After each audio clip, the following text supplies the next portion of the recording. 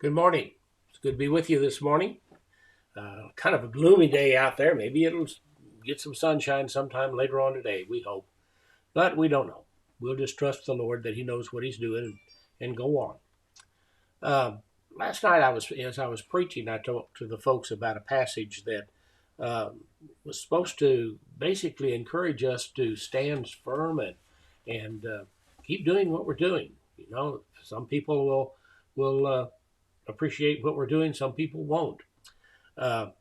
It's in Matthew, the 10th chapter, starts in verse 17. It says, "Because people will hand you over to the Sanhedrins and flock you in the Sanhedrins or the synagogues, beware of them. You will even be brought before governors and kings because of me to bear witness to them and to the nations.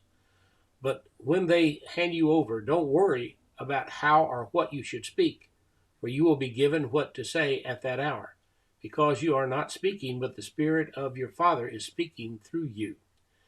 That's something we need to realize, is that uh, God's going to give us what to say in a time of stress and time. One good example of it was the criticism that Abraham Lincoln received during his time as president during the Civil War.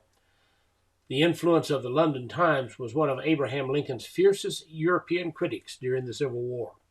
After he announced the Emancipation Proclamation, freeing the slaves, he was condemned by the paper as a sort of moral American pope, destined to be Lincoln the Last.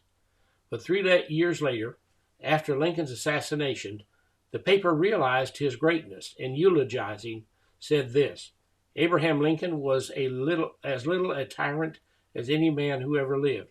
He could have been a tyrant if he pleased, but he never uttered so much as an ill-natured speech." In the Christian life, there will be times when we must take an unpopular stand at work, at school, even at church, and stubbornly stick to the principles. We will be called all manner of names, but if we are in God's will, we will be vindicated, certainly in the next life, but sometimes even in this one.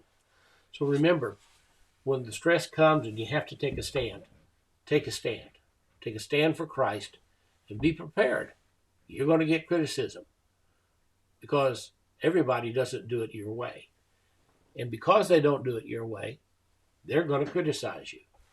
But if you know that the Bible is standing behind you and the Lord standing behind you, take your stand.